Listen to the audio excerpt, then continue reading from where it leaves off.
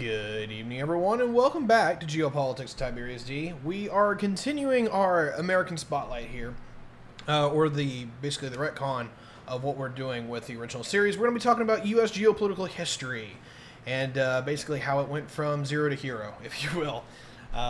It's going to be a fun time. You guys have seen something like this before, but we're giving it a refurbish, and basically a redo. So, without further ado, roll the intro. We'll get cracking at it.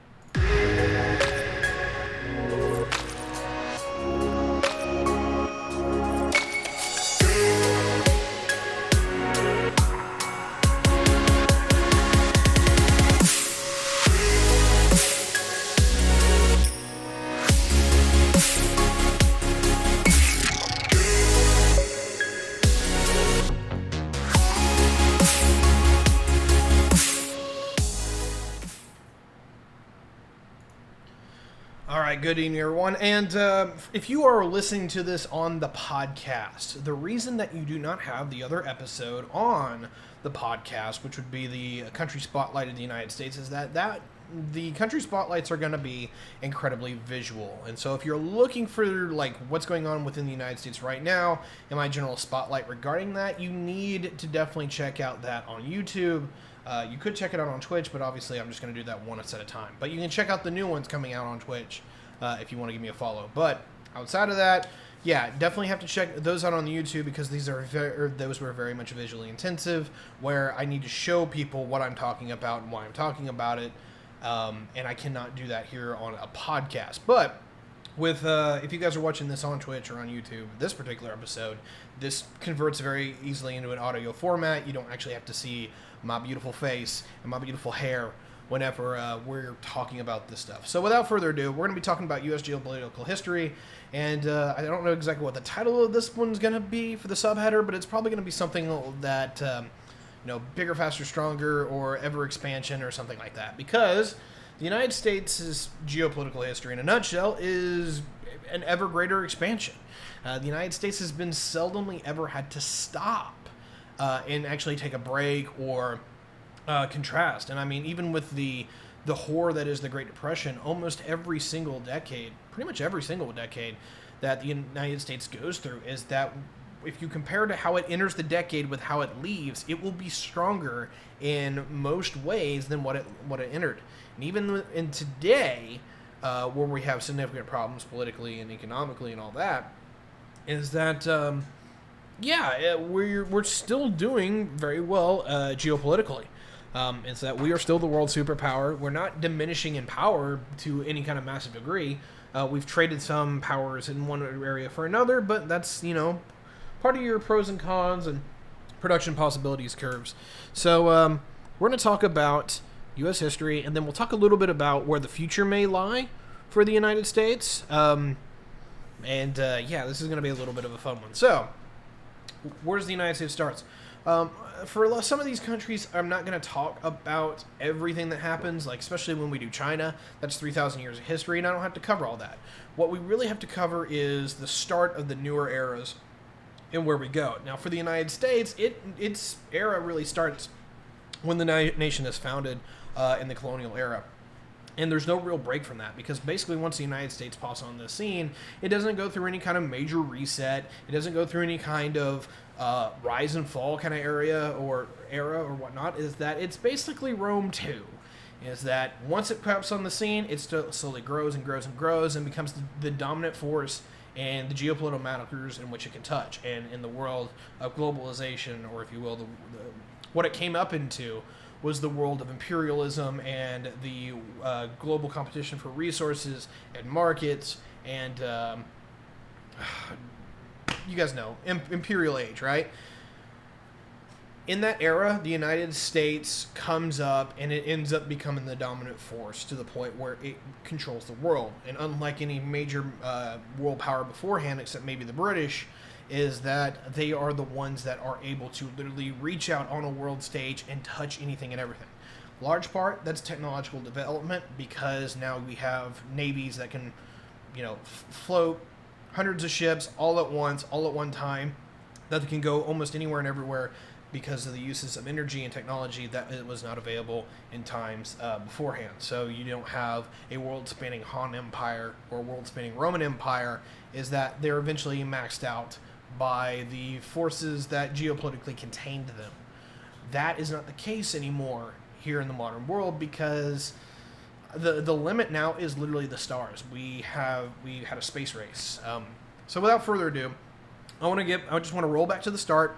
We'll knock this out bit by bit, and we'll consolidate this into where we are now and maybe where we probably are going. Okay, so the United States is basically an imperial colony at the beginning. It largely is a collection of colonial states that was owned by the British at the start. Now, granted, it's not solely owned by the British. And for anyone who doesn't know, is that when the United States actually formally gets its independence in 1783, pardon me, it declares independence in 1776 and won't formally gain it until 1783. When the United States becomes on the scene, it is a former colony of multiple nations. What the area that used to be part of New York used to be formerly New Amsterdam. The Swedes had actually colonized the area. A number of imperial powers had at least occupied the Dutch, the Swedes, obviously the British, and obviously the French. And my ancestry actually comes out of the what used to be called New France, which were the provinces of Louisiana. They don't really have a name for this area. It's largely attributed to just New France. But that is obviously what will eventually become Quebec and Louisiana and a few areas in between. So, as far as where this is concerned, is that largely what happens going up into the British or the American fight is that you have, before independence, it's largely the British, the French, and the Spanish that are left for control of most of the North American continent. There's a few people here and there, like the Russians in Alaska, but for the most part, it's largely just down to these three. The British have access to what is the 13 colonies, which will eventually become the core settlements of the United States. France largely owns the mid-section of the United States, and that is largely the Ohio area, or the area known as the Ohio, which will eventually be, obviously, the Ohio State, but it's largely the Midwest. It's Indiana, Illinois, Iowa. All these areas are part of Greater Louisiana, Greater New France. And so basically everything that isn't on the coastal seaboard of the continent is largely dominated by the French, and then into the western lands is that it's either unclaimed, unsettled, or is a Spanish possession, which gets into what will eventually be Mexico, and eventually the Mexican Concession. So, what largely happens here, just to set the frame, is that it's down to these three, and the British colonies are doing fairly well, but eventually you get into something called Queen Anne's War, or the 7 Years' War, or the French and Indian War, and it has many different names, and it's annoying, and I'm sorry, but the British largely, the British largely known as Queen Anne's War, the Europeans largely know it as the 7 Years' War, and the Americans largely know it as the French and Indian War. What largely happens here is that the French and the British get into it once again, and the French absolutely get their ass kicked. Now, this is actually technically the Second World War that we'll ever see, and the definition for World War in this case is actually a war fought in at least 3 continents, and this is a holdover in Europe from the War of Austrian Succession. Basically, there was some major geopolitical influence that was going on between Britain and Prussia versus France, Austria, and Russia, and basically comes out more in a draw. But this war is where you have a few people change sides, and eventually they go at it again to finally finish that original fight, and obviously the British and the French are going at it. In this particular war, in the 7 Years' War, which is basically the continuation of that war. Sorry, history's convoluted and detailed. The British and the French go all out on domination of the world seas, is that they are largely the 2 biggest naval powers. They are very capable and, they're largely very capable, they're largely experienced, This is a fight of the ages, and this is literally one of the first fights for global domination that we have ever seen. And that's, that's not a meme. Usually when people say, oh, they're out for global domination, that's rarely ever the case. The 7 Years' War was pre-French Revolution. Yes, it was. Anyway, so what you get here is that the French and the British are largely going for geopolitical naval hegemon. And whoever wins this knockdown, drag-out fight will largely control the world's oceans and the world's seas. Not exclusively, but they will be the dominant power. And so you get a knockdown, drag-out fight that lasts the better part of, I think it's like actually 9 years. But you have this in multiple areas. You have the majority of fighting in Europe. You'll also have a lot of fighting in North America. And you'll also have some fighting in India, where neither side has really gotten a one-up on everywhere. Basically, in North America, the French have more control over like a general area, but it's actually the British that have more assets in the area in the 13 colonies, that they're more developed, they're more settled. And so they both have to deal with very tactical advantage with diplomacy and getting different Indian tribes to help them out, and both sides will do this. You will have in India basically just a knockdown, drag-out fight in a very similar level to what you see in North America. I am very much paraphrasing that because you could literally have a video just on that. And in Europe, you have different struggles, whether it's on the continent, dealing with Austria and Prussia. But moreover, the French are largely just going to be focusing most of their efforts against the British and that particular part of their alliance structures. And so we've got a world war on our hands. All right, so what largely happens in a nutshell, and I'm going to get into this, is that the French lose. We can talk about a little bit why, but the general sense here is that the French get outmaneuvered largely on almost every land campaign that they have, which is hilarious because the British aren't exactly known for being the best land troopers. But you'll have this guy, such as a guy named Colonel Washington, that will largely help lead the fight here in the United States, or the 13 colonies, into the Ohio territories to defeat the French.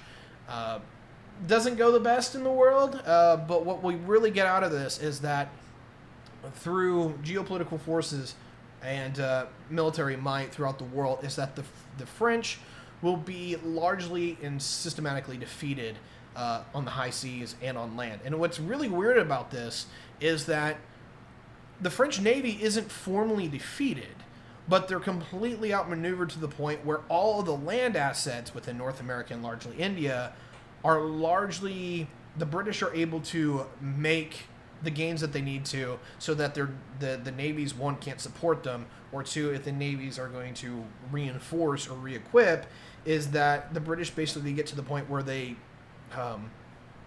hit escape velocity, is how I want to call it, where eventually, if the French are going to come back into an area and try to reclaim an area that they've lost, they have to bring entire armies from Europe itself to reestablish it. And so, skipping over most of the details of the 7 Years' War, is that when it is over, France is formally ejected from the North American continent, and they'll largely be ejected outside of, I believe it's called Pondicherry in India. Everywhere else, all of their possessions are largely ceded to another state, or particularly the British. And what you will have is that the original British 13 colonies will actually not just be the colonies themselves on the coast, but will become imperial provinces, more or less, that will extend from the eastern seaboard of the United States all the way to the Mississippi River within the center, not the center, but the relative center of the continent. The other side that will eventually become known as the Louisiana Purchase later on actually is ceded to Spain as part of that war. And the Spanish actually aren't involved in the war that I remember. I apologize if that is incorrect, but I don't think they're actually involved. It's largely given to the Spanish as a holdover, so the French can get it back later. Anyway, so the 13 colonies and the British possessions largely takes over almost all of eastern North America, and pretty much anything east of the Mississippi River outside of a province called Florida is largely under British possession and British control. The only thing that the French actually hold on to, writ large, is a little possession known as Haiti. But anyway, we're gonna get off the 7 Years' War. We're gonna move forward. A couple of years later, or a few years later, is that you get something called the American Revolution, where the American colonists that are a part of the original 13 colonies, and not Canada, because Canada is largely part of this organization, believe it or not, is that the colonists feel that the British are not treating them as proper British citizens should be, because context being context here. The denizens of India, which have formerly been annexed into the British East India Company in the Kingdom of Bengal, are not seen as British citizens. They're not seen as British people. But the colonists are. They think of themselves as British. They think of themselves as British citizens, and they're not being treated to the way that British citizens should be. They are not getting representation in the way that they think they deserve in London. They are not being subjected to British law in the way that they should be, but what they are being subjected to is British regulation and British taxes. And this is the whole meme of representation, or no taxation without representation. That is where this original slogan comes from. They feel that they are absolutely treated horribly, and they're not being treated as proper British citizens. And after about 20 years of ever escalating problems with this, is that eventually it blows over, or it blows up into a full-blown rebellion. So let me set a little bit of hi buddy. Let me set a little bit of notes here. What largely happens is that the British spend a crap ton of money and materials winning North America, and so when they win North America, they want to use the economic revenue that is built up in North America by taxing it to pay for the war, pay off a lot of their debts, and basically make the state financially solvent. Well, the American colonists aren't consulted on this. And the British back in London largely want to equivocate this to, it's like, hey, look, we did the work. You guys might have fought the battles, but we paid for everything. You owe us one. And they're basically what largely happens societally is that there is a complete breakdown in communications between the American colonists and the British at home in the homeland, to where the American colonists are like, hey, look, you're not asking our opinion on this, you're just doing it. And basically the British back in London are sitting there going, we took care of most of this. Because they did send British troops from the homeland to the colonies to help win the battle. And so in every regard, the British royalty largely says, and Parliament largely says, look, you owe us one. We bailed you out. We helped give you guys an entire land to expand into. You don't have to deal with the damn French anymore. And largely what it is just, hey, look, we want a war, but now you got to pay for it because you guys are getting all these wonderful economic benefits from having an entire continent from you now open and access to you, and we got to pay for all this stuff. Well, I think they weren't loud enough to move us. So Milan brings up a good point. Let me talk about that. I can't remember what the doctrine is, but there is a time for a bit where British settlers are not allowed to move into the Ohio River Valley, and that is largely more during the French occupation of that. So what was happening before the 7 Years' War happened is that British colonists wanted to move into the Ohio River Basin because the colonies were getting developed for their era, and people wanted to seek new frontiers. The Ohio River Valley is great, but there's a problem. It's not owned by the British, it's owned by the French. And this is actually one of the things that sparks the 7 Years' War, is colonial tensions within North America. What eventually kind of blows this all up, or afterwards, is that to some degree, the British Crown will still only try to control who can go in the Ohio River Valley, and largely the central states, such as modern Alabama and Mississippi, is that a lot of these are kind of cordoned off for further development later, but there's no administration from the provinces that are largely able to control the area, right? Is that they haven't set up the administration, they haven't set up the proper governance to actually handle these areas. And part of what Milan is saying is true, is that a lot of these areas are actually left over to many tribes that were siding with the British in that war. And so largely it is I'll say this in a very controversial way, it's basically a reservation for the Native American tribes that helped out the British. But, of course, most of the settlers do not want to honor this, and most of them will not, and they'll start pouring into the Ohio River Valley and start settling there in what will eventually be Pittsburgh and Cincinnati as given areas. But that's more towards Revolution and after. Anyway, We're going to skip ahead to the Revolution. Revolution kicks off because there is a complete breakdown socially and economically, or not economically, sorry, socially and politically between the homeland and the colonies. Is that there's a complete breakdown. Yes, you're absolutely right. But there's a complete breakdown. Neither of them really trust each other at that point, and it literally gets to the point where there's a full-blown rebellion. And you have what we Americans now call our founding fathers largely pick up the torch. They say, look, we want a different government. We want a completely different way of operating because this sucks. And for a lot of people, we gloss over how much of a deal it was to break away from the British Empire. The British, at this point, are on track for world supremacy. This is no joke. The decision that the American forefathers make is that they are literally in the midst of the British on high, having defeated their primary rival in open geopolitical conflict. And the Americans have the balls and the audacity to say, we don't like this, screw you, we declare war. Okay. So anyway, and it's no joke because being part of the British Empire gives an enormous amount of not only geopolitical influence but economic and social benefit to the colonies. They have a massive benefactor and protector in regards to the homeland, and throwing away these political allegiances and these political ties is no easy feat.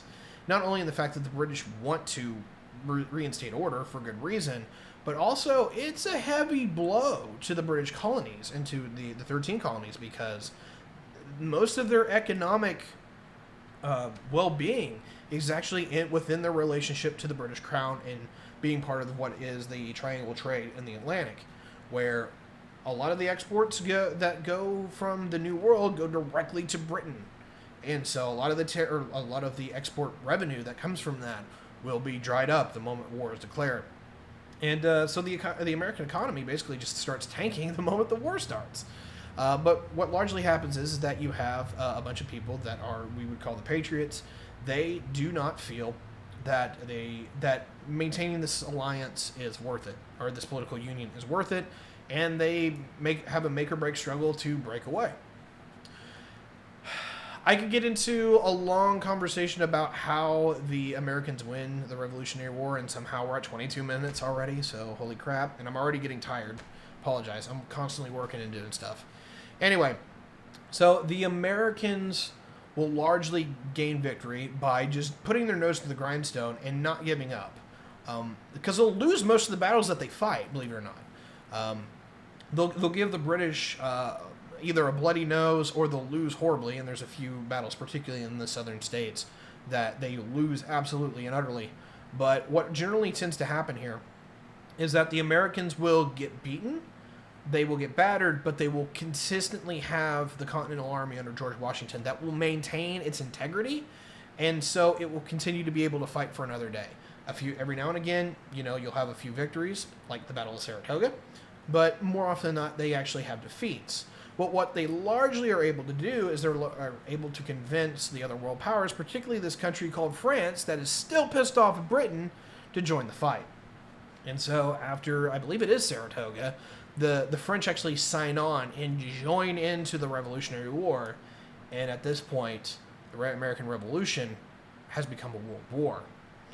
And you'll have a few other nations actually follow suit. And a lot of this is largely rooted in geopolitics. France wants revenge, and everyone is scared shitless that with the victory in the 7 Years' War, the British are now just absolutely on track for global domination. And so you'll see most of the people that are even at least have decent relations, or even maybe in some regards good relations with the British, openly declare war on the side of the Americans. And you will have an example, largely a nation that's more or less neutral at this point. And I apologize, Spanish history is a little weird for me, but the Spanish will actually get involved. And they'll be on the side of the American colonists. And don't get me wrong, the Spanish do not have the great relationship with the British at this point. But that's happening.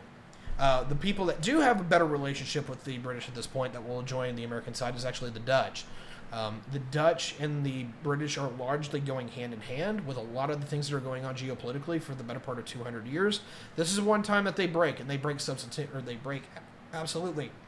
because the Dutch are absolutely, yes, I absolutely agree. Spanish colonial history is weird, or is wild. Anyway, the Dutch absolutely break away because they are concerned in the same way that everybody else. The Dutch are a major naval power. They completely rely upon their ability to go out into the Dutch East Indies and maintain their revenues in order to facilitate their little empire that they have. And with the British becoming the naval power that they are scared shitless, because literally Britain can immediately just more or less come in and take all of their possessions and end them as any kind of imperial state, and more or less kind of steal the fate of the Dutch people writ large. And so they're very concerned with this. So they'll actually join in. And so the United States, which is the American Republic, or the American splinter states, whatever you want to call them at this point, now has a lot of allies, and it's an even fight. What will eventually happen here is that the French Navy will get involved, and it's not that the Americans overwhelm the British by force of arms, but it's largely that the coalition, or the anti-British coalition, is able to force decisive battles to the point where the British have to give up. And there's two large things that will happen here. The first is the Battle of Yorktown. And what happens with Yorktown is that the French and the British are fighting naval battles off the coast of the eastern seaboard for the better part of a year. But neither of them can force a decisive battle. And they're largely kind of evading each other and then trying to get the jump on one another so that they can force the decisive battle. They're not able to. What eventually happens is that the French commander largely gets word that the British army is stuck and is besieged at Yorktown, and the British Navy is going to come in and rescue them. And there's a long story with this, but what happens is the Continental Army and some French detachments are able to pin one of the armies in the colonies that had come up through the south, through South Carolina, in Virginia on a peninsula we call Yorktown, and they are able to pin them in there. Because they brought the entire American Continental Army and almost everything they can bring to this battle. Now, the British have an opportunity here that they can use to break the entire war. But the guy who's in charge of the British forces in the north, and I can't remember what his name is, but he's largely in charge of the occupation of Boston and New York, he's kind of a wuss. And he'll largely not be involved with this fight. He won't get involved, he won't help. And so Washington largely gets away scot-free with leaving the entire North undefended so he can help besiege this army down in Yorktown. The other part that happens regarding Yorktown is that the French outmaneuver the French fleet outmaneuvers the British fleet, and the British think that the French fleet has moved off to the Caribbean. The French fleet shows up at Yorktown and besieges them from both, helps besiege them on the sea, so you now have a land and sea besiegement, and eventually forces the surrender of Lord Cornwallis at the Battle of Yorktown. Now this is in 1781 that this will happen. So the war has already been going around for the better part of 5 years at this point, when this all comes to a head. What eventually happens after this is that there will be negotiations over the next 2 years. But there's two things that are made incredibly apparent to the British. Number one, nobody wants them to be the power that they're going to be. And so if the British actually commit to another invasion of North America, they're going to have anyone and everybody up their ass to stop them. So it's clear that basically everyone in the world is going to coalition against them if they continue the war. The other side of this is that the Americans have shown that, be it for good or bad, they're in the fight for the long haul, and there's no way the British are going to be able to usurp power over the United States or the American Republic or whatever you want to call it at this point to return them back to under the British Crown. And so there's a period of negotiations which basically lasted 2 years, but on it's either September 1st or September 3rd of 1783, and I'm sorry, I keep stroking out a little bit here. In 1783, the Treaty of Paris is signed, and the United States is formally recognized as a sovereign, independent nation, where the British formally give it over. And not only do they give it over, it's not just the 13 colonies, it's everything that is largely part of what we think of as the lower 48 east of the Mississippi is given. There's a few exceptions here. There's a part of Maine that isn't there. There's a part of Florida that isn't there, but that's Spanish. and there's part around Minnesota that hasn't been worked out yet. But outside of that, pretty much everything east of the Mississippi is now formally part of the American Republic. So, two things are the fallout of here. One, British lose one of their most profitable and independent provinces that is incredibly damaged to them. But two, when the British actually see what the Americans are trying to build as a representative democracy, they actually kind of think it's not going to work, because it's one thing not to have a king and to have a parliament. It's another to dispense with basically the traditional norms completely, to where not having a royal family, not having a lot of the normal institutions that basically fall out. But also a third one is that, again, the American economy is still largely reliant upon was reliant on its interactions with the British going forward. And so the British feel that they can largely come back a couple years later, or a decade or two later, and they can probably subjugate this American client, or this American state, back into the empire, because it's probably, one, going to fail, and two, it's largely going to be dependent on the British economy anyway. So that's what they see. Now, what largely happens here is two things. One, at first, it looks like the British are proven right. The Articles of Confederation make for a very weak central government, to the point where the states almost start going at it between themselves, and not to the point of civil war, but they can't agree on jack shit.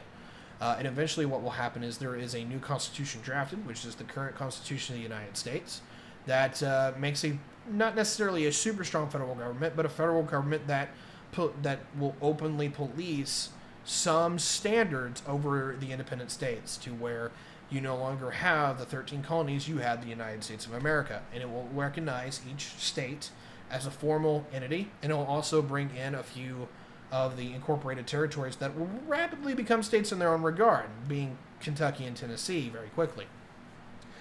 So, to bring this full circle, post-Revolutionary War, is what happens is the Americans stumble and bumble a little bit, but two things largely take off for them. One, they're able to trade not only with just the British, but they're able to trade with anybody they want, because they don't have to deal with that. Now, that'll come back again in the Napoleonic Wars and the French Revolutionary Wars really quickly. But as of where we are going right now, is that the Americans get a respite. They get some time to figure out how this government of theirs is going to work. They screw it up a couple of times, but eventually they kind of nail what they're trying to go for. And you will largely see the first party system in the United States, which is the Federalists and the Anti-Federalists, largely emerge, where people are trying to figure out what the balance is going to be. The Anti-Federalists win, which will eventually be called the Democratic Party, and that is the Democratic Republican Party, or the Republican, whatever. Democratic Republican Party, is that they will eventually win. And those forces are that they are very much pro-states' rights, but the federal government is there to largely institute trade and diplomatic relations and military cooperation between the states. And eventually that will obviously get a lot bigger as the country goes on. For the better part, after the Revolution, from about 1785 all the way up until about 1800, the Americans get a respite, to where they don't have to worry too much about what's going on in the rest of the world, because everyone's a little bit exhausted from the fights that are had previously. But also, in the regards that everything starts going to hell in Europe, and the Americans are able to go through this transition period where they're able to build out this new government.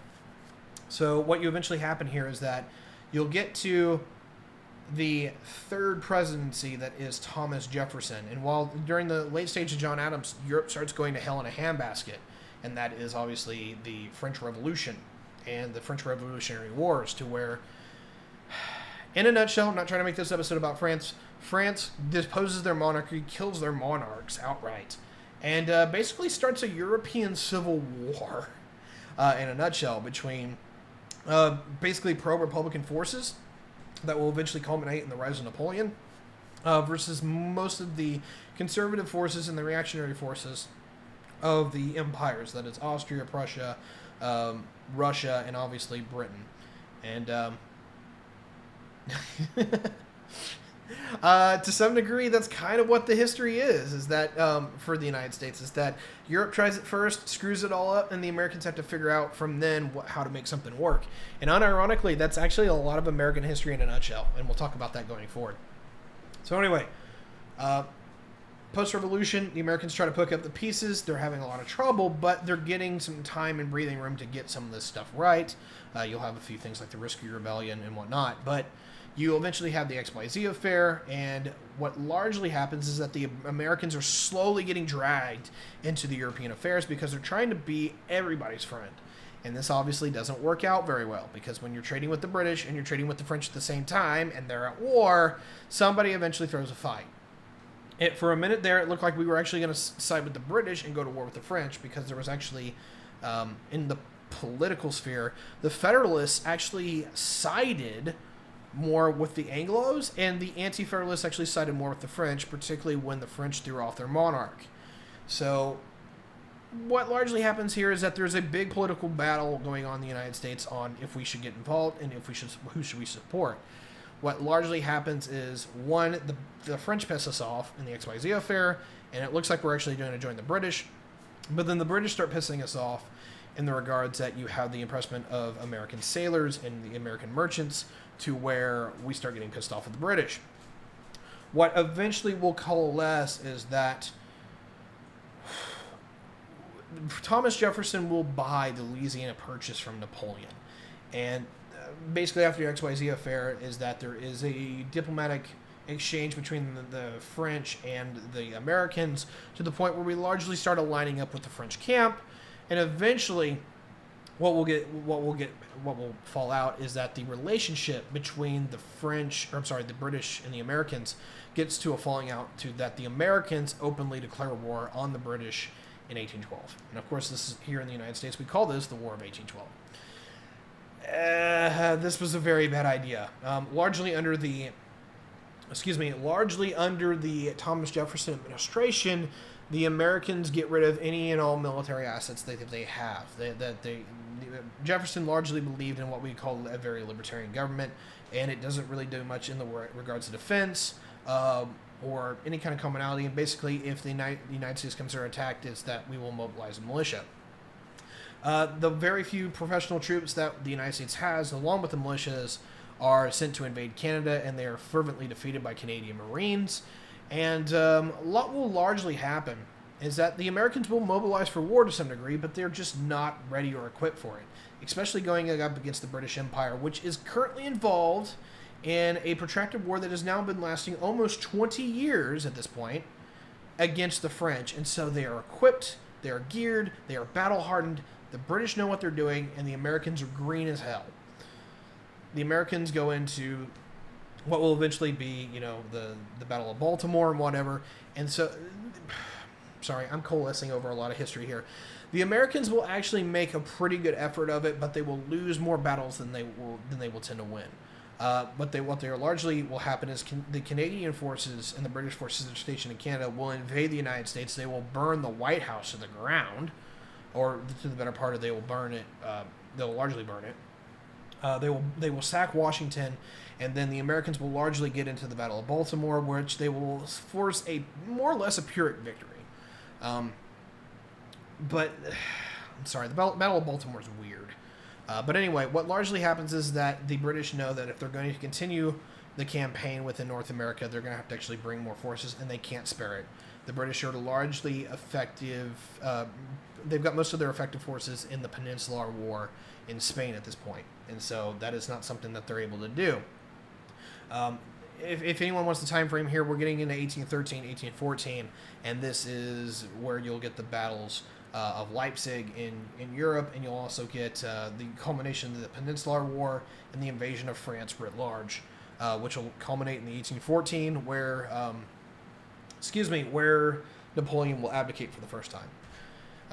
The British are entirely distracted during the entire War of 1812. Now, eventually, they will when Napoleon abdicates the throne in 1814 for the first time, is that the British will send more detachments into the United States to largely subdue them, and there is a push in London to formally re-annex the American colonies back into back into the British Empire writ large. Two things happen. Number one is that Napoleon comes back from Elba and he basically starts everything over again, and this will eventually culminate in Waterloo. So basically, as everything is starting to get in hands of the British as far as North America, they have to start pulling everything back. You also have the Americans are able to largely counterattack, or at least position themselves in a way where the British know that they can't force a decisive battle without committing an immense amount of resources into North America, and they're just not able to balance it out between what's going on in Europe and what's going on in North America. And so at this point, the Brits largely say that they're willing to accept a white peace. Long story short, that's exactly what happens. And then 2 years later, because the news hasn't got there, because it takes 3 weeks, or sorry, not 3 weeks, damn near 3 months to cross the Atlantic at this time, is that you have the Battle of New Orleans. And the Americans actually show that even with a ragtag group of militia and pirates, they're able to give the British what for. And so the war comes to an inevitable draw, which is hilarious because the Americans win the final battle, and it's actually after the war ends. But it goes to show you, the problem with the British in the Battle of New Orleans is that actually they do not send their best and brightest in this regard, and they do some really foolhardy stuff that gets their men slaughtered. Don't get me wrong, Jackson did the best that he could under the time, but if he had actually gone up against competent British leadership, he probably would have lost. What largely happens is that these are British, not irregulars, but like the B team of the British, and so you'll actually have the Battle of New Orleans be an American victory. Okay. What largely happens with this is that two things were going on at the time. The reason why the Americans are in this position is because the Americans are growing pretty quickly. And with the annexation of the Louisiana Purchase, or the purchase of Louisiana from the French in 1803, is that now the United States is twice as large as it was when it got independence. And if you actually look at this geopolitically, 90% of all of the good land within North America is now part of the United States as a formal entity. And while most of these places aren't even states, is that you get the entire Mississippi River Basin outside of a few exclaves are now formally part of the American institution. And basically anything that isn't part of Canada in the lower parts of Ontario, where Toronto is, or in Quebec, is pretty much... all of the good land is now in the United States. And so for the British to re-annex this is a hell of a stint. They would have to fully commit to it. They'd have to formally break the United States as a functional entity, which is now growing and prospering to some degree. And they have to deal with the repercussions of anyone and everyone who would be opposed to that, which is pretty much anyone and everyone in Europe, because no one wants to see the British to be that strong again. So basically, in a nutshell, the Americans keep getting a free pass and keep getting it out to where they will, at minimum, take a status quo, or they will be able to continue to be able to regrow. Well, yeah, as terms of what's going on in chat, the British never offered the American colonies any kind of representation in Parliament, and by the time they were even remotely willing to consider that, it was already too late. The Americans already had their own representation and their own government, and why go back? So at least where we're at here is that we are now looking at a country that spans largely from, the Eastern Seaboard in Boston to Denver as a whole area. And of course that's a little bit of an off, because you have what eventually will be soon Mexico, but much under the Spanish crown is that these areas in the west haven't been settled to a large degree, but they are formally under the British crown. And of course we'll get into Texas here soon and whatnot. So wrapping this up, after the War of 1812 formally ends here in the United States in 1815, the British are exhausted. The Europeans are all just literally got over basically what has been a prolonged civil war, and the monarchists won. The Americans, are actually in a spot where they are growing in position to grow, because no one can really interfere with them. The British still own Canada at this point, but the British aren't in a position to really check the American expansion or the American growth in any kind of substantive way. The Spanish are having a hell of a time keeping their provinces under their control, and of course, about 1821, if I remember right, Mexico will formally break away as an independent entity. itself. And so, working this all the way forward is that for the better part of the late 1810s, 1820s, and the 1830s, it's just grow. The United States has immigration, which is helping them out. They will have it's not a lot. This isn't really the era of the open borders immigration, or if you will, the era of mass immigration that we'll see later.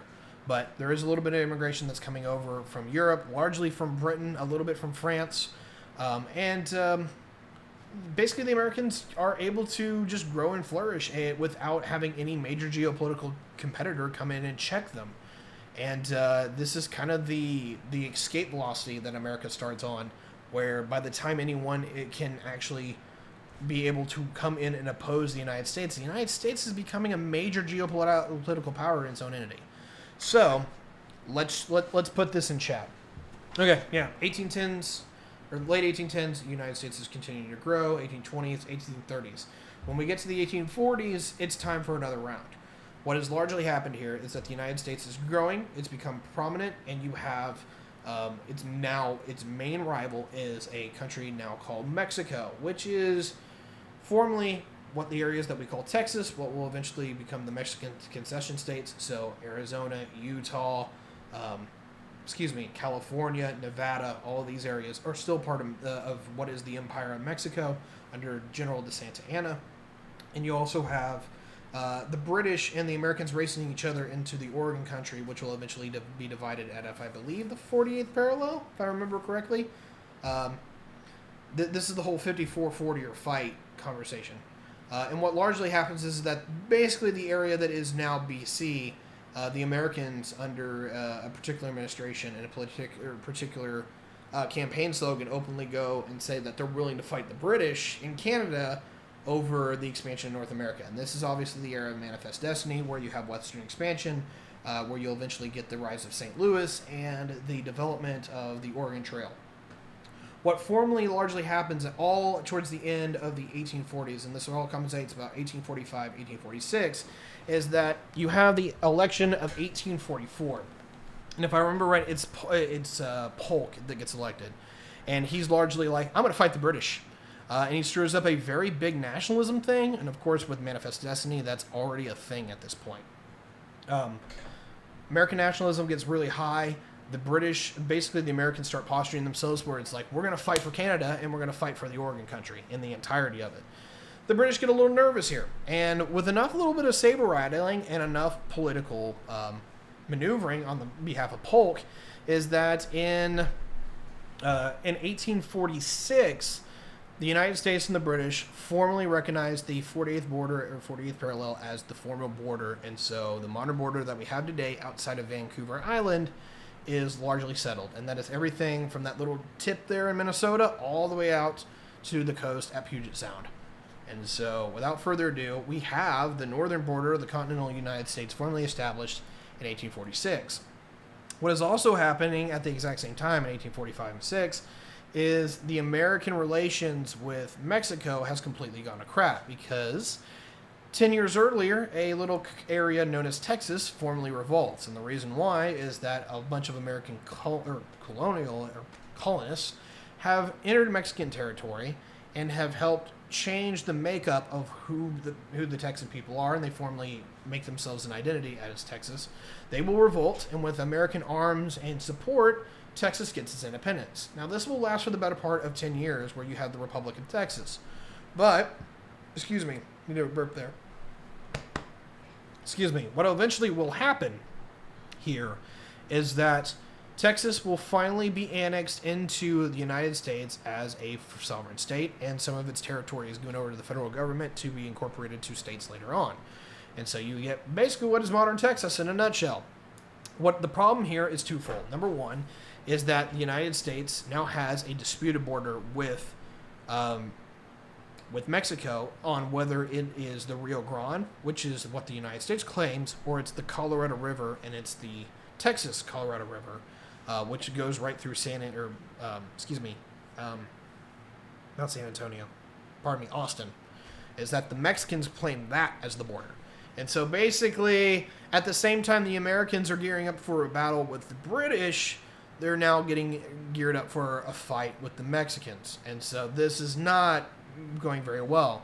Through a little bit of political leveraging on behalf of President Polk, is that eventually what the Americans do is they'll put the British in check by going, all right, cool, here's the border, we're good with that, and they gear up for the fight against Mexico.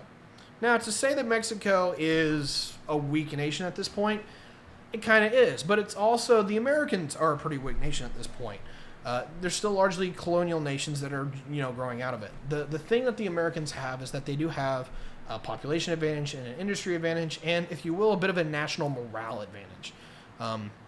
They are a representative republic that their troops actually believe in the nation that they're fighting for to some degree, versus Mexico largely has a bunch of conscripts, and nowhere near the volunteer force. And this is because it's largely an empire under the Santa Anna. What will eventually happen here is that the United States, after having mobilized for war, will declare war, or will basically instigate a war by moving troops into the area south of the Colorado River, instigating a fight with Mexico, and boom, we've got it. In 1846, in 1846, just as the treaty is being signed with the British, war breaks out between the United States and Mexico, and you have the Mexican-American War. This war will last the better part of 2 years, and the Americans basically will just claim absolute victory. There will be some fights and battles among with it, but with the industrial power that the United States has, the economic power, and the military mobilization that they've already put in for the better part of the last 5 years, they're more or less ready for this fight. And so they go in. You have some guys named like Zachary Taylor able to go in and lead the charge, and for the better part is that the United States will be able to occupy the better parts of most important parts of Mexico and the places that they want to take over. They'll go in, they'll take Santa Fe, they'll go in and they'll take the California Valley, and more importantly is that they will naval invade with the small navy that they have into Veracruz and march on Mexico City, and not necessarily burn it to the ground, but they'll do a significant amount of damage to Mexico City. And they'll force terms on Mexico. What these terms are pretty straightforward. These are the Mexican concession states. You can look this onto a map, but it basically makes all but a very small part of the lower 48 that we now think of formerly part of the United States. And obviously this is the rise of California. This is Arizona, New Mexico, the western part of Texas and the southern part of Texas formerly integrated in the United States. You have Nevada, Utah, and Colorado, all formerly put into the American state. And so here we are. Now there'll be the Gladstone Purchase in 1853, but we'll ignore that because it's basically the area around Tucson.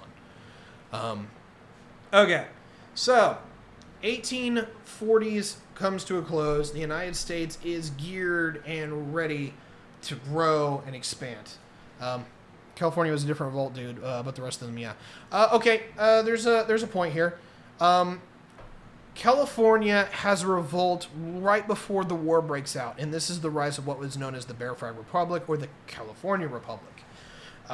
What largely comes about here is that the United States is able to capitalize on this when the war breaks out. They'll be able to send troops into that area, and they'll formally just incorporate it into the American occupation, and California will very rapidly become a U.S. state after the Mexican-American War because of the fact that the Americans, more or less tongue-in-cheek, openly recognize the independence of California when it breaks away.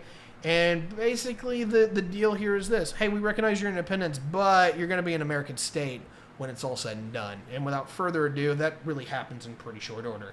I think it's like 1852 California gets its statehood. Correct me if I'm wrong. But it's very quickly after the war that California is formally brought into the Union. Okay, so what largely happens is that the 1840s come to a close. And what I haven't talked about during the 1840s and during the 1830s and 40s that's going to become a massive issue in the 1850s is the battle over slavery. Now, this is a domestic issue, and it largely doesn't have a lot of geopolitical influence outside of the United States, but it basically causes an identity crisis within the United States. What has largely happened after the Federalist, anti-Federalist conversation breaks down, where the Democratic Republicans win, is that the Democratic Party and what is eventually going to become the Whig Party largely has a fight over the expansion and use of slavery. because originally when the Founding Fathers got off it, a lot of people give the Founding Fathers shit because they didn't outlaw slavery, but a lot of them thought it was on the back burner. And to be fair, it was. Because of this thing called the Cotton Gin, all of a sudden it becomes not on the back burner, and slavery becomes very profitable and very problematic for the United States writ large. I'll read that real quick. But like a year of California Republic, it was also talks about joining the UK or Russia. I think Oregon. No. I already talked about that. I'm sorry if you missed that. But anyway, I want to get through this because we're already at 55 minutes and I'm only to the 1850s. So anyway, during the 1830s, 40s, and 50s, the slavery debate keeps heating up over and over. And that is the primary political difference between the Democratic Party, which will largely become a Southern party, and the Whigs, which will largely become a Northern party, is the battle over slavery. The North is very concerned, one, that it's unethical and you'll get the rise of the abolitionists, but also you will have the South that is concerned that if they don't have slavery, they cannot economically compete with the North. Turns out they're wrong, and it was stupid, but hey, whatever. Anyway, moving this forward is that this will all come to a head in 1856 because the Whigs formally will not bring emancipation on as a political docket, and the American left wing at this point, or what would be considered the American left wing, gets pissed at the Whig Party, and it openly disintegrates in about 1852. In 1856, you have the rise of the Republican Party. They try to put something together. It doesn't quite work that well, but you have the rise of a Democratic administration that will pretty much openly instigate what will be a fight, what will become the political fight that will lead to the Civil War. And the reason why is twofold. I can't remember his name. He is the president before Lincoln.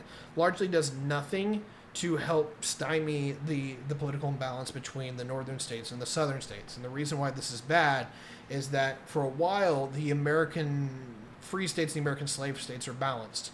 But come 1850 or come 1860, it's completely imbalanced. It's like 12 states to 14 or 12. And so the free states openly start winning. What happens at the same time is you have this thing called the Dred Scott decision, which is that you can now formally enslave freed black men in northern states. And it basically makes a political breakdown and decision to where the Americans... there's a difference between the Oregon Territory that was the place that was the British where they were fighting for it. Because remember, back during the days of the Oregon Trail, they're going to Oregon, but Oregon is also the area known as BC, British Columbia, which is BC, Washington, and Oregon. This area hasn't even been codified into what will eventually become those states. It will eventually be codified into the territories of the state, what will eventually become the state of Washington and Oregon, but the Oregon Territory is a different thing.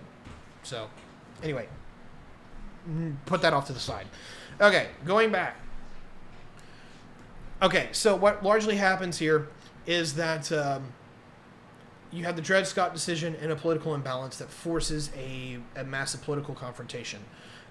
What is going to happen is the Republicans have to bring in a new administration, not only in the presidency but in the legislature, that is going to override Dred Scott, because the North will absolutely not accept this. This is basically extending slavery into the northern states, and it basically breaks the entire balance between the North and the South that had been had up to this point, to where the North is basically supposed to be responsible for enslaving black people, even if they're free, and the North will absolutely not tolerate this. And so you get the rise of a guy named Abraham Lincoln and the rise of a Republican-controlled Congress in the North that openly says that they're actively taking up the fight for emancipation.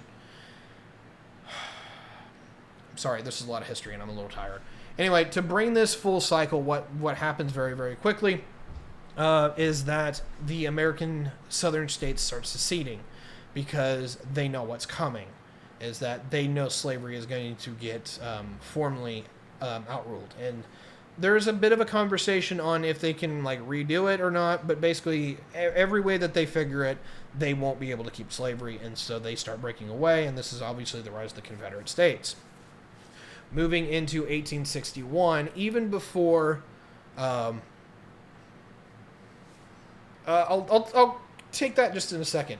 But the same way that they're nominated now, it's a little different when you don't have mass media in the same way. But to a large degree, these candidates are nominated in the same way that they are now. Okay. Anyway, going back to where we were, is that the American Southern states starts seceding one by one, and by the time you get Abraham Lincoln in office, and I think it's March, is that you have the Battle of Fort Sumter that's about to fire off, or just did. I can't remember. I apologize. But you have the better part of 12 states that have succeeded, and you basically have the instigation of a civil war, which is weird because it's not normally civil wars don't boil out like this in some regards. But northern states versus southern states, the cause of slavery. Of course, a lot of people say that it's states' rights now. Guess what? It's the states' rights to have slavery, so either way, it's fucking slavery. So have a nice day. Anyway, the Americans and the Americans get into the biggest, bloodiest battles that they'll ever fight, with the battles of Bull Run and Chancellorsville and not Little Bighorn. I'm sorry. There's so many of these damn battles. I'm not super amazing with Civil War history, but I'm not going to get into that because it's not really actually the history that we need to be concerned about. Why is that? It's a domestic issue, and it's not how the Americans look geopolitically that matters here. It's that they're basically just having an internal domestic struggle over their identity as who they are as a people. Eventually the North will win. The Republicans will come to dominate the American political system, and the third party system, and that will be pretty much the end of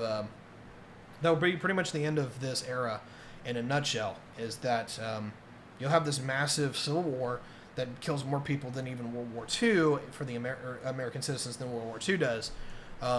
But largely what it is in a nutshell is that it's an internal division that has to get rectified, but it's not actually a geopolitical struggle in the regards that they're still Americans. They're just Americans with an identity crisis.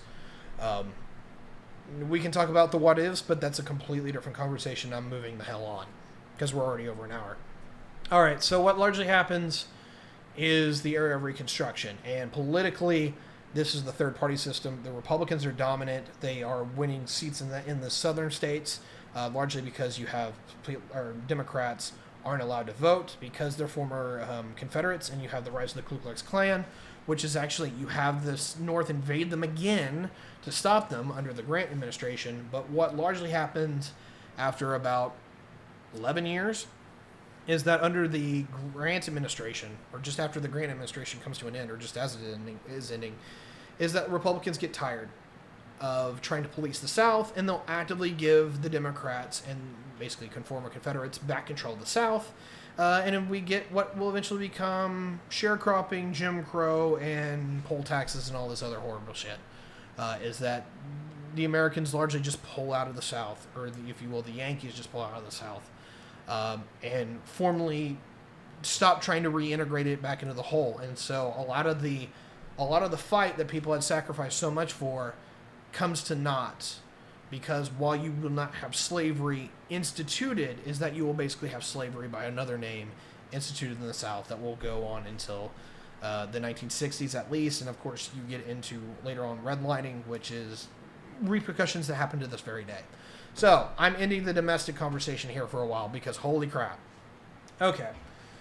Going forward into the 1870s, the 1880s, 1890s, this becomes the American Gilded Age. What largely is going on is that the United States is building out, and this is the era of massive change in the United States. Technology radically explodes. You have the advent of, you have steam engines for a while, and you've already had trains, but what you see with these trains during the Civil War is that they're only like 10 cars long plus. They're very small trains. They don't carry a lot of weight, and it's largely more for passenger service and a little bit of freight here and there. Most of it's still done on the river system. What largely changes is that you get into a lot better engines and a lot better capacity, so that you'll have the rise of these steamboats that can go up and down the river system very, very easily, and you'll get trains that can carry multiple cars, but more importantly, they'll carry a lot bigger cars.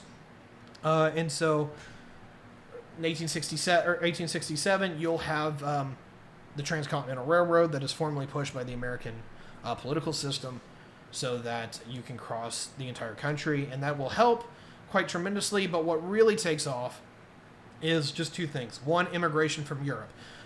What largely started back in the late 1840s is the revolutions within Europe, the 1848, 1849 revolutions, which I skipped over.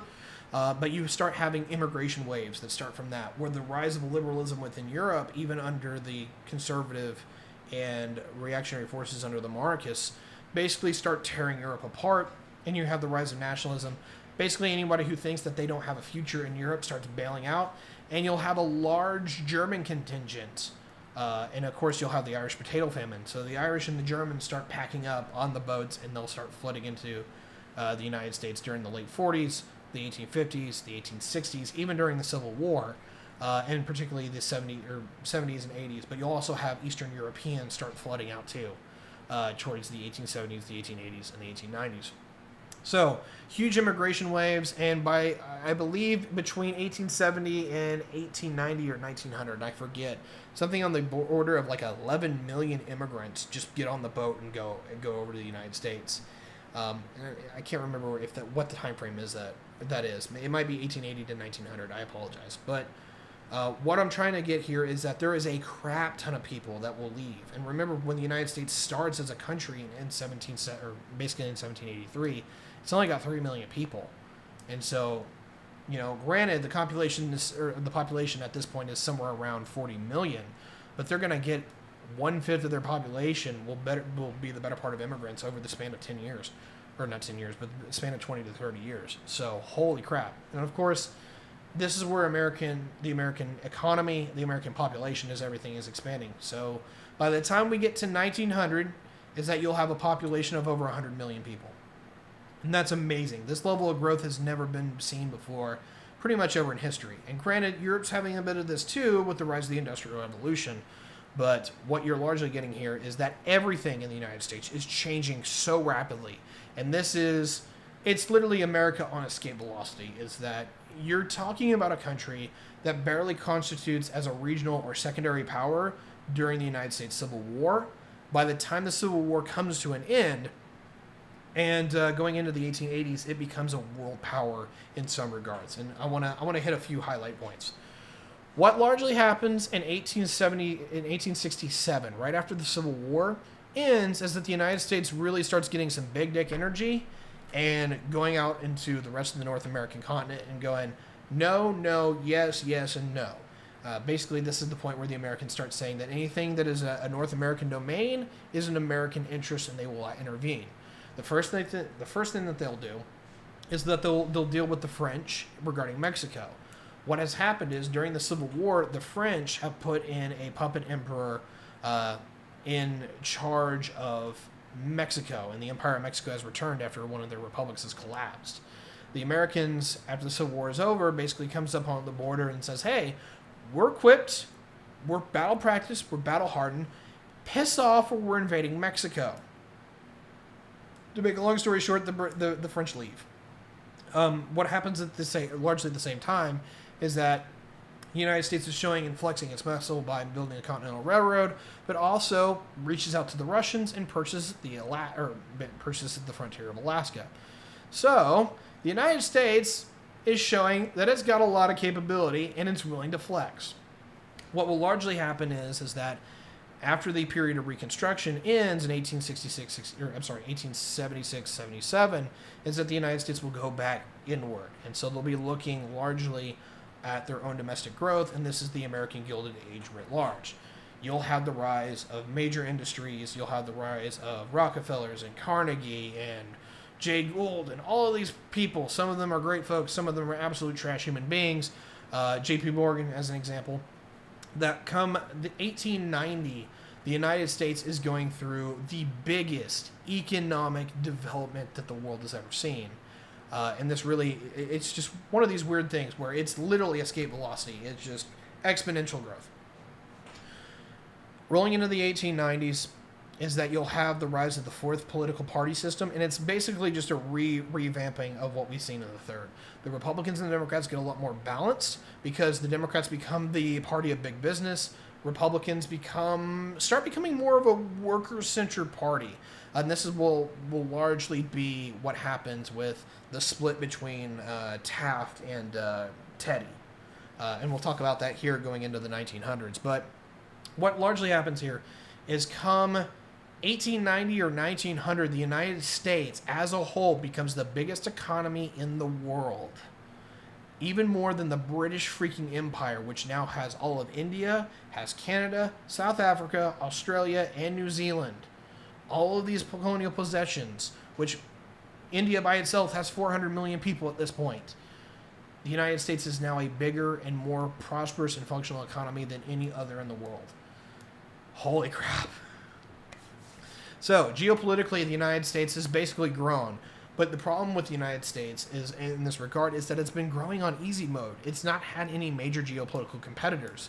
And one of the wonderful things that I like out of history, that just to surmise this, is that the guy who makes Germany, Otto von Bismarck, will say about the Americans is that, I am incredibly envious of the Americans. They are bordered by weak neighbors to the north and south and fish to the east and west. They couldn't have it any better. And that kind of gives you an idea of like who the United States is and what they're dealing with. Is that the only major geopolitical threat that it ever had to deal with was Mexico, because by the time that they had broken away from the British in the 1830s, is that the British no longer had enough to invest to retake the United States, and so they looked for opportunities elsewhere, and obviously that is largely India. Because, people that are on the same technological proficiency as you isn't nearly as easy as going out and beating up on a bunch of people who use spears and flintlock muskets. Sorry. So anyway, the British largely forgo North America, and the United States comes to dominate the continent. What will largely happen is going in the 1890s, 1900s is the absolute mega growth that we'll see. Two things happen. We already talked about the fourth party system that rises, where the Democrats become kind of politically relevant again. Hey, trains are important. I talked about that quite a bit actually already. The American political system gets a light thing here. That's a weird conversation. But anyway, the American system is growing at a rapid level. The American political system becomes a lot more competitive. The Republicans are still in charge to a large degree, but the Democrats actually start making significant gains. And this will be the rise of eventually Woodrow Wilson and a few other people. Rolling into the 1900s is that the Republicans start to split, and the Republicans have a massive difference in where they want to take the country. You have a lot more business-friendly Republicans that under people like Taft that are akin to what we would largely see with eventually the Republicans, what they will become later on. But you'll have people like Teddy Roosevelt, which are more pro-workers' rights, pro-union, who are basically the liberals of their day. And there's a big conversation. It's basically literally like the neo-lib leftist debate for their time. That's what they're having. And the if you will, the radical left at the time, which is kind of Teddy, unironically, he balances it really well, is, don't know. I'm sorry. Wilson is literally the worst president in American history. Just bar none, absolutely. He deserves the bad rap he gets, and it's a shame that bad things didn't happen to him. Okay, let's put this put it into a box. What largely happens is a result of a guy named Teddy Roosevelt, and that he starts putting the Americans on a world stage. McKinley didn't care too much, but what had largely been the case is that Teddy had been Secretary of the Navy for a while, and he realized under a guy named Alfred Frere Mahan, is that for the United States to become a major power in its own entity, is that okay, fair enough. Anyway, the Americans, if they were going to be a major power, they had to become a naval power. They had to start reaching out and touching people on their terms. And you start seeing in the late 1800s, very late 1800s, and the early 1900s, a very more prominent, active, interventionist United States that will develop. in terms of this. What largely starts in the early 1800s or in the early 1890s is that there is a conversation between Britain and Venezuela that is a dispute. The Americans will intermediate, will largely side with the British, and the relationship between the United States and Britain actually starts getting better after 100 years of angst and animosity.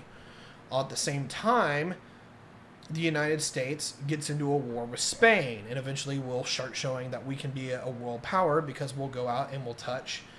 Granted, Spain was on the back foot already and had been formally ejected from the world's powers list at this point. But what we're talking about here is that Spain has colonial possessions in multiple parts of the world. This is Cuba, Puerto Rico, and largely the Philippines. The United States will show, with its naval presence, that it actually goes out and is able to wage war on multiple areas and multiple theaters. It is able to definitively defeat Spain and the Spanish-American War of 1898 to 1900, and formally either annexes these territories or allows them to become independent, Cuba. And so, come 1900, the United States is looking pretty hot.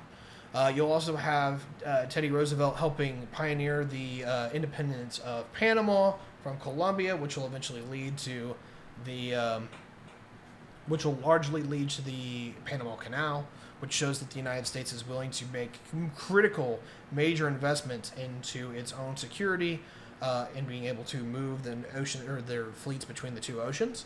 You'll have the rise of their geopolitical influence, so that the Western Hemisphere is that the old Monroe Doctrine from the fourth president is now largely actively enforced now because the Americans have that energy, they have that ability, and they can do it. And so, largely what you see is that everything that the United States will be focusing on will no longer be in the Western Hemisphere. It'll actually start focusing to the Eastern Hemisphere and what is going on with the imperial powers. Now, for any of you who haven't watched this, definitely check out my my different videos on this subject matter, and I'll give you the I will give you the content names here in just a second because I can't remember all the names off the top of my head, but I want to get it to you guys real quick. Is that I am having a slight stroke. It is the sorry about that. So there's two things I want to bring you guys to. I want to bring you to for wealth and trade, national mercantilism, and I want to bring you guys to is it the Imperial Era? Definitely check out For Wealth and Trade and the For Kings and Senators series. You'll find some information regarding that. You'll also see this in a few other videos, which I can't name off of, but you'll get this in like World War II as an example. But what's going on in the rest of the world is that the United States is a result of the British Empire, and it was a split-off fracture from that. But what largely is going on is that the Americans start becoming a world entity in themselves, and they're not really interested in participating in the imperial struggles, but everybody else still is, because the United States, in having the lower 48 territories, largely has everything it needs. It has a continent to itself. Remind you of the thing that I always talk about. France is the size of freaking Texas.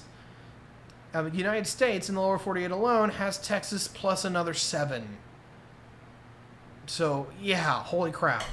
The United States just has room to grow, room to flourish, and because of that, that is why we are now a country of 332 million people right now, is that the United States just has room to grow and grow and grow, and it will continue to do this for decade after decade after decade. So, where we are here is that we're into the 1900s, and Europe is gearing up for the biggest, baddest geopolitical confrontation the world has ever seen. Of course, we're going to call this World War I. Now, it looks like there's a few times where this was all going to go to hell, but what happens twofold is this. One, the person who is largely keeping the Europeans from getting at each other's throats is Queen Victoria, because she is basically the matriarch of Europe. Most of her kids and grandkids are the royal families throughout Europe, and so basically everyone respects Grandma.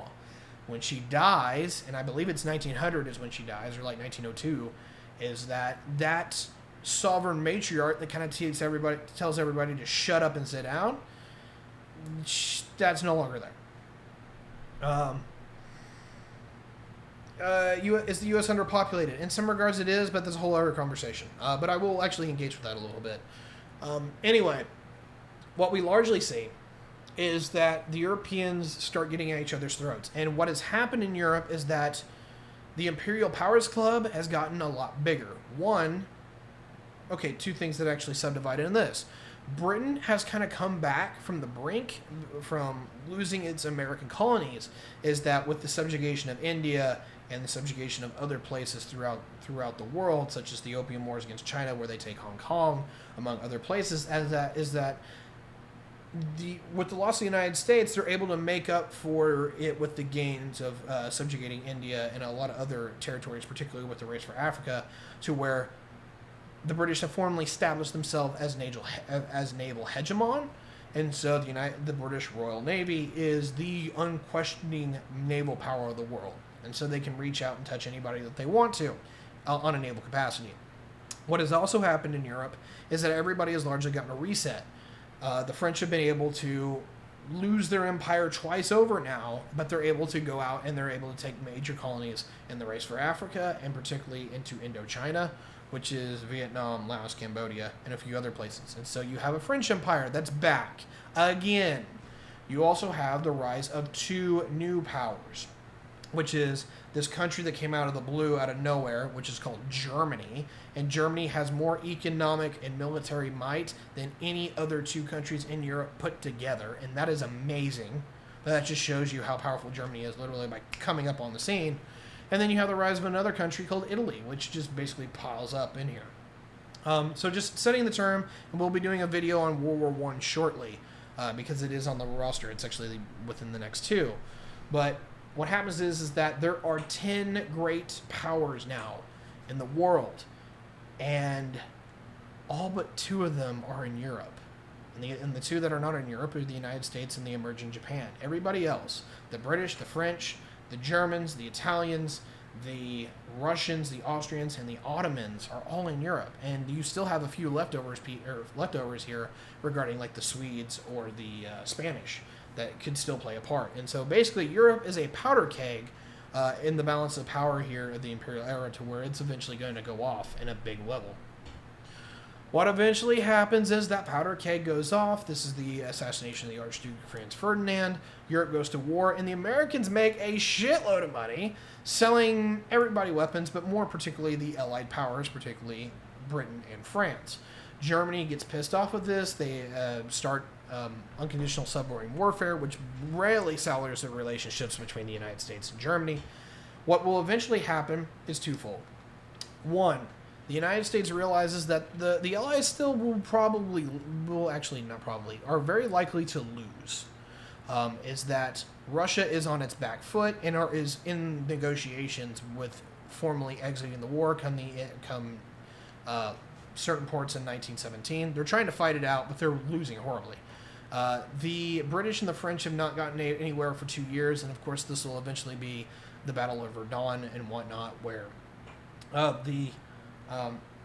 Verdun and the Metz offensive, where the Germans are able to breed the French army white in 1916 to the point where France can't really launch an offensive operation for the better part of a year. Oh my god, I'm sorry, so much details. Anyway, what I'm getting here is this. Come the end of 1916, it looks like the Central Powers might actually win. What happens is that both sides are absolutely exhausted, and no one's trying to show their cards. But it looks like Russia's going to get kicked out of the war, or eventually is going to sue for peace. That scares the Americans, because most of the loans and investments that the Americans have made are to the Allied powers, particularly Britain and France. And if Britain and France loses, they don't get to collect on that. And they don't have anyone to sell their guns to. Obviously, Germany had pissed them off with unrestricted submarine warfare as well, so that kind of seals the deal as far as what side they want to be on. The other side of this is that there is something called the Zimmermann Telegram in early 1917, where the Germans are trying to get a ledge on the Allies, because eventually they figure the Americans are just going to get involved anyway. So what they openly do is they send a telegram to Mexico, saying, hey, Mexico, if you join the Central Powers and declare war on the United States, we'll help you, we'll formally support you, and when the war is over, we will help you get the concession states back. And so we can return Greater Mexico to its glory. Well, One, it's intercepted by the British. It's never given to Mexico for a while. But it's eventually dropped on the American desk when the time is convenient for the Americans to have a complete conniption. That's exactly what happens. The Americans have a complete conniption, and I believe it's April 17th of 1917, or it's April 14th, something like that. April of 1917, the United States formally declares war on Germany and joins the Allied powers. Mexico eventually finds out, or is given the telegram at large, and their whole thing is like, hey, we're in a civil war? How about no? And so that largely comes out to a falter. What largely has happened here, though, is that the United States may have been geared up to produce weapons, but they do not have any troops or an experienced officer corps that is actually able to build out an army. And so for the better part of the next year, they are going to start sending detachments over to France to gain not only the military materials that they need, because some of these weapons they're still not building, such as tanks, which will largely be supplied by the French, but they also have no idea how to fight this new era of war. They don't know what chlorine gas is going to do. They don't know the effectiveness of these bolt-action rifles. And so even though they've had experience fighting the Spanish in the Spanish-American War only over a decade and a half, is that what largely has consolidated here is that this is a war on an entire another level, and that they need to get their nose bloody to figure out how they're going to operate. And so you'll have a few officers and detachments in Europe working it with the French to largely be trained up to become a combat professional force, and you'll get into eventually 1918 where the Americans are able to go on defensive or on the offensive. What has happened, though, is that in the meantime, the Germans have realized everything is about to go. And so 1918 is going to be the make or break year for the Central Powers, because what has happened is in the early part of the year, they're able to get the Russians out of the war in March with the after the October Revolution, and they signed a deal with the Bolsheviks. What is going on, though, is that the Americans are in the war, and they're flooding France with 50,000 new troops every single month. And so Germany goes make or break. They are going to take almost everything they can off the Eastern Front now that it's no longer it's no longer a combat zone. They're going to shift them all into the Western Front, and they're going for make or break to defeat the Allied powers before the United States can further reinforce them. They almost win. The United States gets its first real trials by combat, not as a whole, not by going on the offense and learning under the French, but actually being part of the defensive struggle and the counterattack that slowly beats the Germans back from taking Paris in 18. But yeah, that's largely World War I in a nutshell from the American point of view, is that the Americans basically will spend the summer and the fall counterattacking against the Germans and will basically help finally put the nail in the coffin. What largely comes about in the end of 1918 is that Turkey formally has to leave the war because the British and the French have been able to largely push them out of Iraq, and you have Lawrence of Arabia and whatnot. The Greeks are able, or the British and the Greeks are able to help push back the Austrians to the point where they just start collapsing writ large. You have the Italians start making counterattacks. Basically, in the summer of 1918, the Ottomans formally start collapsing as a functional entity. As an entity, the Austrian Empire functionally starts collapsing as a functional entity, and Germany is left by themselves. And so Germany starts making terms for peace. And on the 11th hour of the 11th day of the 11th month of the year 1918, the armistice is signed. Or not the armistice is signed. The armistice is declared. Eventually you'll have the treaty, which is signed the following year, which gets into what Chat was talking about earlier with Woodrow Wilson and the 13 points and the creator of the League of Nations and all that. But it doesn't go very well, and hilariously enough, while the Americans and the American president is the major sponsor of the League of Nations, the U.S. Congress will not ratify it, and so the United States doesn't even join the damn thing. Okay, let's try to wrap this up as quickly as possible here, because holy crap, I'm tired. 1920s, you have the Roaring Twenties, and the United States gets into you have the Roaring Twenties and the end of the fourth party system because it breaks. Eventually, you have the Great Depression. and you have a guy named FDR kind of come in. He creates the New Deal, and he creates a new political dynamic within the United States. This is the fifth party system where the Democrats reign supreme, and you have what is basically the American Labor Party that the Democrats are. You'll eventually get in a World War II, which I just had a massive video on that. So just go check that out. Moments in Geopolitics or Events in Geopolitics, World War II. It is 2.5 hours of mega content. And so what largely happens here is the United States fights two theaters at the same time, both in Europe and within the Pacific theater against Japan, is able to just show the world that it can absolutely manhandle stuff.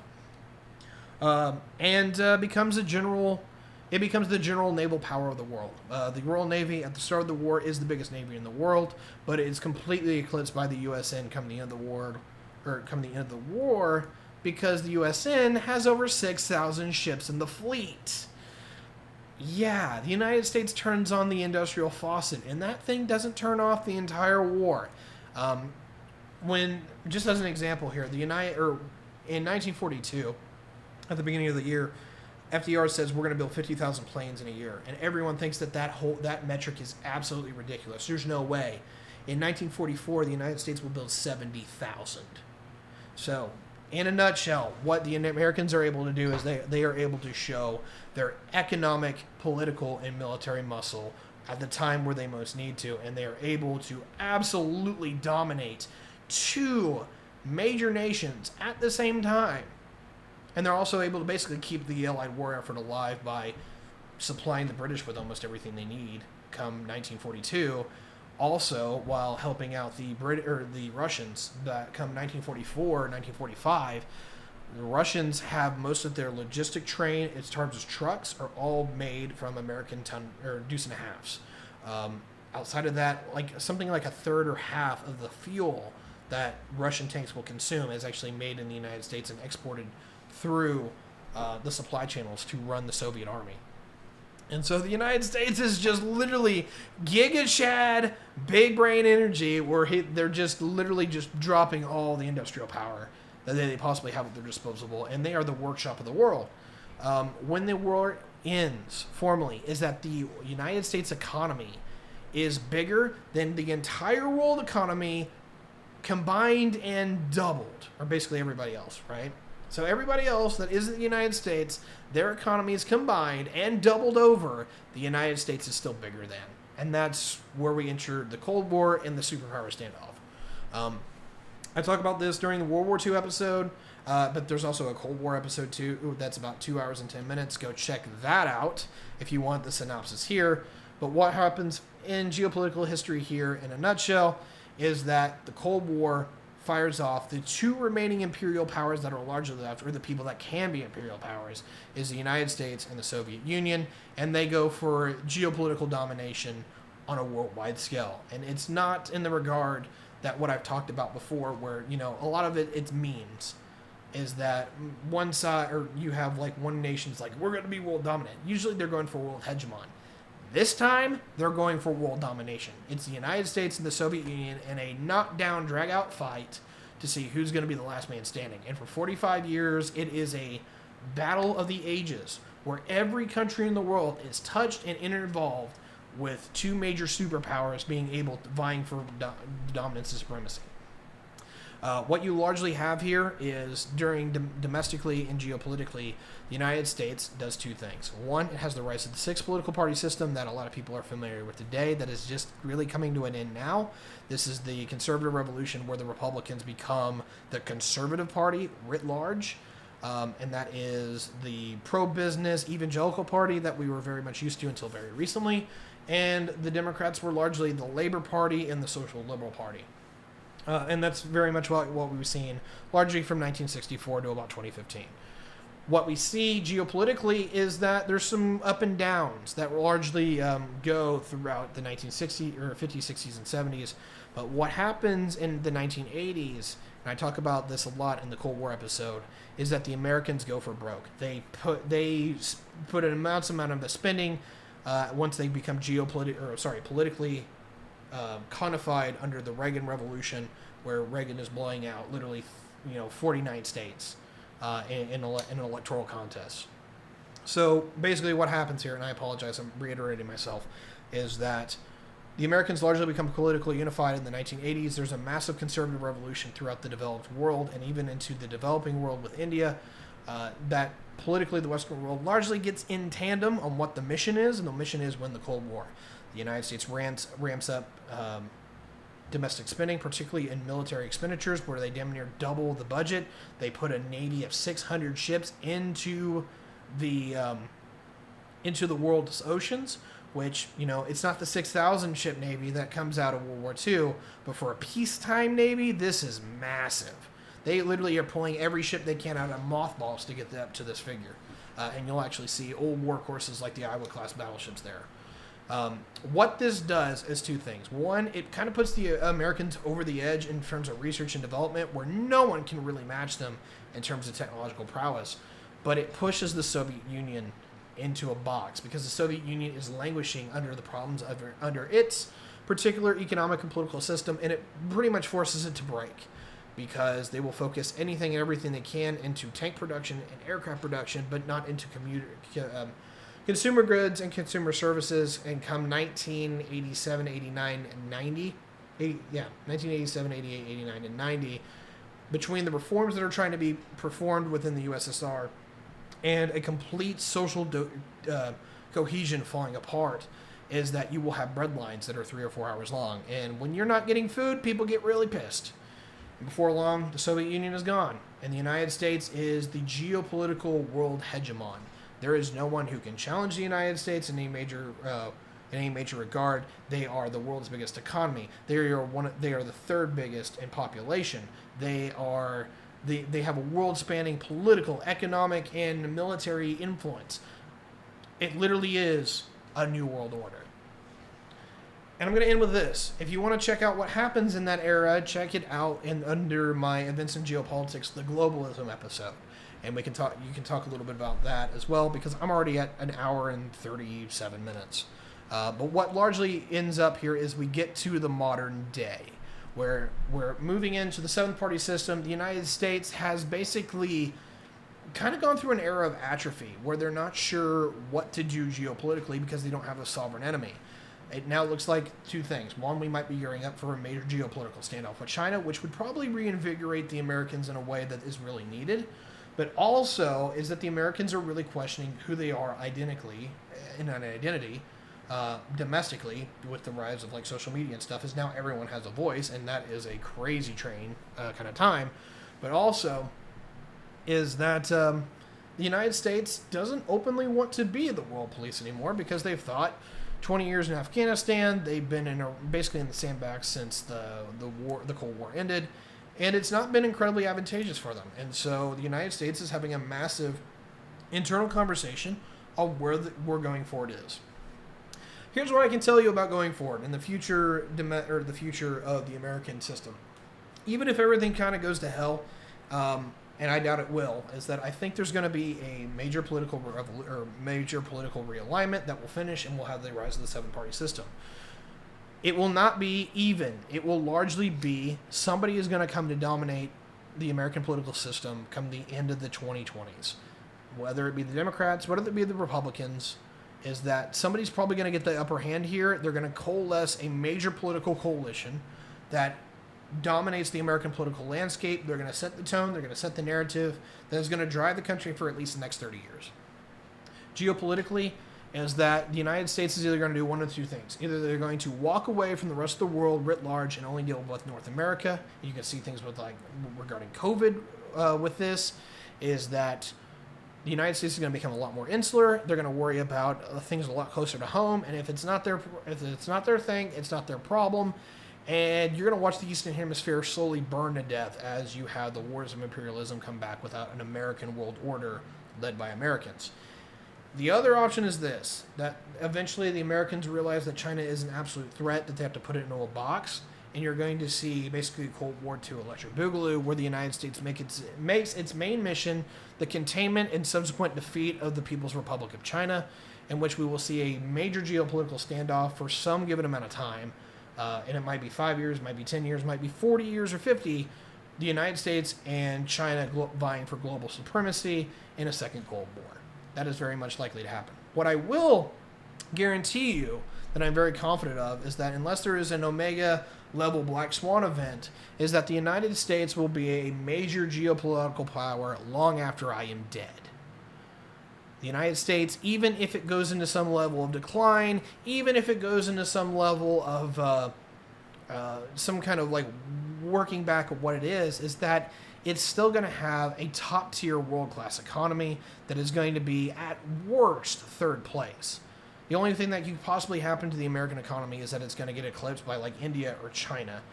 China is very viable. They're getting close, and by PPP they already have.